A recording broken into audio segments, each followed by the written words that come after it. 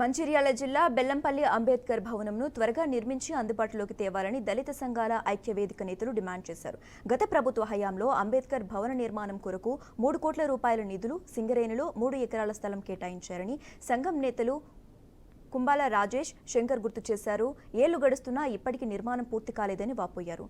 ఇప్పటి వరకు అయినా ఖర్చులపై శ్వేతపత్రం విడుదల చేయాలని డిమాండ్ చేశారు.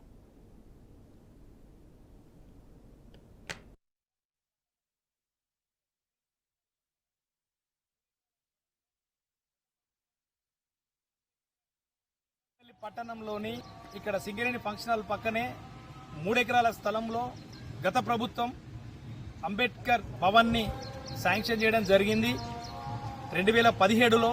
అప్పటి నుంచి ఇప్పటి వరకు కూడా అది ప్రారంభ దశలోనే ఉంది. ఇది గత ప్రభుత్వ నిర్లక్ష్యమే అని చెప్పి మేము భావిస్తూ ఉన్నాం. 2018లో కూడా మేము కలెక్టర్ గారికి, ఆర్డీఓ గారికి, ఎంఆర్ఓ గారికి వినతి పత్రాలు ఇచ్చే సందర్భాలు ఉన్నాయి. అసలు మా అంబేద్కర్ భవన్ మీద చిన్న చూపు ఎందుకని చెప్పేసి మేము ఆల్రెడీ నిరసన కార్యక్రమాలు కూడా చేసి వినతి పత్రం కూడా ఇవ్వడం జరిగింది. కానీ అప్పటి ప్రభుత్వం పట్టించుకోలేదు. ఇప్పుడైనా కొత్త ప్రభుత్వం వచ్చింది. కొత్త ప్రభుత్వంలోనైనా కూడా మాకు ఈ అంబేద్కర్ భవన్ పూర్తి చేయాలని చెప్పి మేము కోరుకుంటున్నాం. దళిత సంఘాల ఐక్య వేదిక నుండి సాధ్యమైనంత తొందరలోనే ఈ యొక్క నిర్మాణం ప్రారంభానికి సిద్ధం చేయాలని చెప్పేసి మేము కోరుకుంటున్నాం. అలాగే ఈ యొక్క అంబేద్కర్ భవన్ లో కూరగాయల మార్కెట్ కొంతమంది ఇసుక ట్రాక్టర్లు, ఇసుక బండలు పెట్టేసి కొంతమంది లావాదేవీలకు వాడుకుంటున్నారు.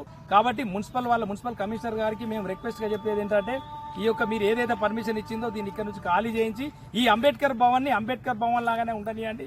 బెల్లంపల్లి పట్టణంలోని ఇక్కడ సింగరేణి ఫంక్షన్ హాల్ పక్కనే 3 ఎకరాల స్థలంలో